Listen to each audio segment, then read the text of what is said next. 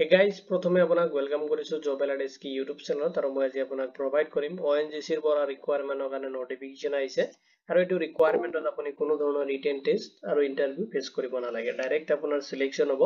কেনেকৈ আপুনি eligibility criteria কিনে চেক কৰিব কেনেকৈ এপ্লাই কৰিব তাৰ কমপ্লিট ডিটেইলছ মই আপোনাক এই ভিডিঅ'ত প্ৰভাইড কৰিম আৰু যে নটিফিকেশন আহিছে 2623 পোষ্টৰ কাৰণে আপুনি এপ্লাই কৰিব পাৰিব তাহক দেৰি নকৰি যদি আপুনি ইন্টাৰেষ্টেড তো ভিডিঅ'টো কমপ্লিট চাই ল'ব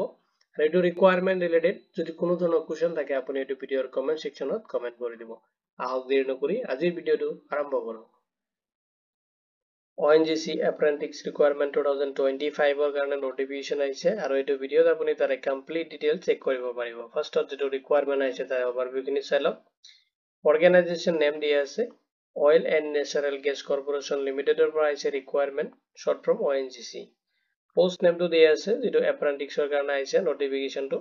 টোটাল আপোনাৰ ভ্যাকেন্সি আছে 2623 পোষ্টৰ কাৰণে আহিছে নটিফিকেশনটো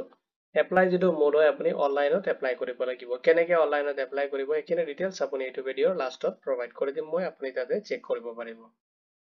এপ্লাইৰ যেটো ষ্টাৰ্টিং ডেট দিয়া আছে 16 অক্টোবৰ 2025 ৰ পৰা এপ্লাই অলৰেডি ষ্টাৰ্ট হৈ গৈছে অফিচিয়েল ওয়েবসাইটৰ লিংক মই এই ভিডিঅৰ ডেসক্ৰিপচনত আপোনাক প্ৰভাইড কৰি দিম আপুনি তাৰ পৰা চেক কৰিব পাৰিব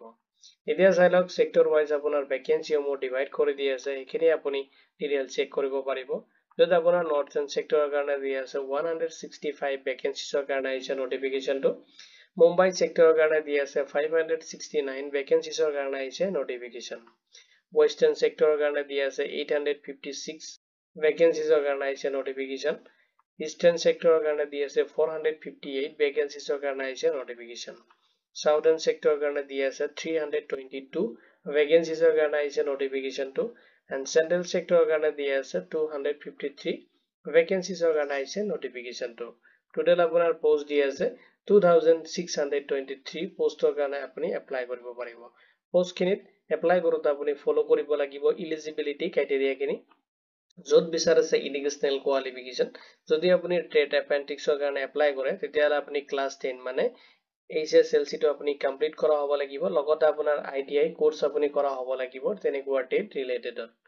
নেক্সট আপোনাৰ পোষ্ট আছে টেকনিশিয়ান এপ্ৰেন্টিক্সৰ কাৰণে য'ত আপোনাৰ ডিপ্লোমা বিচাৰিছে যদি আপুনি ৰিলেভেন্ট ইঞ্জিনিয়াৰিং ডিসিপ্লিনৰ পৰা আপুনি তেনেকুৱা ডিপ্লোমা কমপ্লিট কৰিছে তেনেকুৱা ডিগ্ৰী লৈছে তেতিয়াহলে আপুনি পোষ্ট খিনি কাৰণে এলিজিবল হ'ব নেক্সট আপোনাৰ গ্ৰেজুৱেট এপ্ৰেন্টিক্স য'ত আপোনাৰ গ্ৰেজুৱেচন বিচাৰিছে যদি আপুনি গ্ৰেজুৱেচনটো কমপ্লিট কৰিছে মানে যদি আপুনি BA কৰিছে BSc কৰিছে BCom কৰিছে BBA কৰিছে তেনেকুৱা যদি আপুনি কোনো ধৰণৰ ৰিলেভেন্ট ডিসিপ্লিনৰ পৰা গ্ৰেজুৱেট ডিগ্ৰীটো মানে আপুনি যদি কমপ্লিট কৰিছে গ্ৰেজুৱেট হৈ আপুনি গ্ৰেজুৱেচনটো কমপ্লিট কৰিছে তেতিয়াহলে আপুনি পোষ্ট খিনি কাৰণে এলিজিবল হ'ব আৰু আপুনি এপ্লাই কৰিব পাৰিব এড্ৰেছ চাই লওক নেক্সট ফলো কৰিব লাগিব এজ লিমিট আৰু এজটো আপোনাৰ দিয়া আছে 6 নৱেম্বৰ 2025 ৰ ডেট হিচাপত ক্যালকুলেশন কৰিব লাগিব এজ দিছে মিনিমাম যেটো এজ আছে আপোনাৰ 18 ইয়াৰ্স হলে আপুনি এই এপ্ৰেন্টিক্স পোষ্ট খিনি কাৰণে এপ্লাই কাৰণে এলিজিবল হ'ব মেক্সিমাম আপুনি 4 ইয়াৰ্স লৈকিনে এপ্লাই কৰিব পাৰিব নেক্সট চাই লওক এজ ৰিলেক্সেশন খিনি এপ্লিকেবল হ'ব এজ পাৰ দা গভৰ্ণমেন্ট যেটো ৰুলছ আছে এইটো হিচাপত হ'ব যদি আপুনি SC ST হয় 5 ইয়াৰ্সৰ কাৰণে এজ ৰিলেক্সেশন পাব OBC হলে আপুনি 3 ইয়াৰ্সৰ কাৰণে পাব আৰু PWBD হলে আপুনি 10 ইয়াৰ্সৰ কাৰণে এজ ৰিলেক্সেশন খিনি ৰিসিভ কৰিব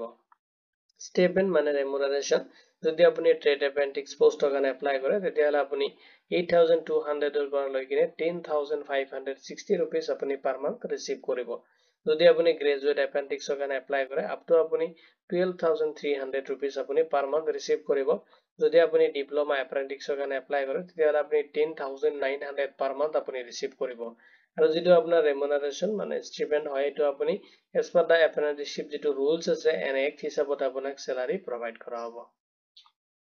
এটো ভ্যাকেন্সিত আপোনাৰ যেটো সিলেকশন প্ৰসেস দিয়া আছে আপোনাৰ যেটো সিলেকশন হয় এটো আপোনাৰ বেসিক হ'ব এটো মাৰ্কৰ ওপৰত যেটো মাৰ্ক আপুনি অবটেইন কৰিছে আপুনি যেটো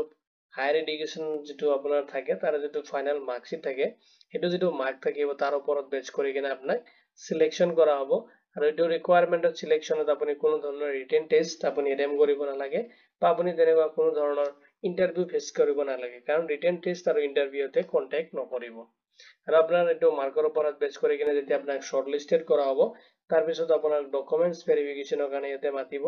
এন্ড আপোনাৰ যেটো মেডিকেল এক্সামিনেশন হয় হেখিনি হোৱাৰ পিছত আপোনাৰ যেটো জয়নিং প্ৰসেস হয় হেখিনি ইয়াতে কমপ্লিট কৰাই দিব এতিয়া চাই লওক কেনেকৈ আপুনি এপ্লাই কৰিব। তো এপ্লাই কৰিবলৈ যিটো অফিচিয়েল ৱেবছাইট আছে ONGC আপুনি ভিজিট কৰিব লাগিব, যিটো লিংক এইটো ভিডিঅ'ৰ ডিছক্ৰিপশ্যনত আপুনি চেক কৰিব পাৰিব, মই প্ৰভাইড কৰি দিম। তাতে যাই কিনে আপুনি লেটেষ্ট ৰিকুৱাৰমেণ্টটো চেক কৰিব, কৰি কিনে আপুনি তাতে ৰেজিষ্ট্ৰেশ্যন কৰিব লাগিব। তাতে বেছিক ডিটেইলছ দি কিনে ৰেজিষ্ট্ৰেশ্যন কৰিব। নেক্সট আপোনাৰ এপ্লিকেশ্যন ফৰ্মটো ফিল আপ কৰিব এণ্ড ডিটেইলছখিনি আপুনি কাৰেক্টলি ইনক্লুড কৰিব। নেক্সট আপুনি আপলোড কৰিব লাগিব, যিটো ৰিকুৱাৰমেণ্ট ডকুমেণ্টছখিনি আছে সেইখিনি আপুনি আপলোড কৰিব লাগিব। তাৰপিছত এই যে ফিউচাৰ ৰেফাৰেন্সৰ কাৰণে আপোনাৰ যিটো এপ্লিকেশ্যন একনলেজমেণ্ট ৰিচিভ হয় ছাবমিট কৰাৰ পিছত যিটো ওলাব এইটো আপুনি প্ৰিণ্ট আউট ৰাখিব।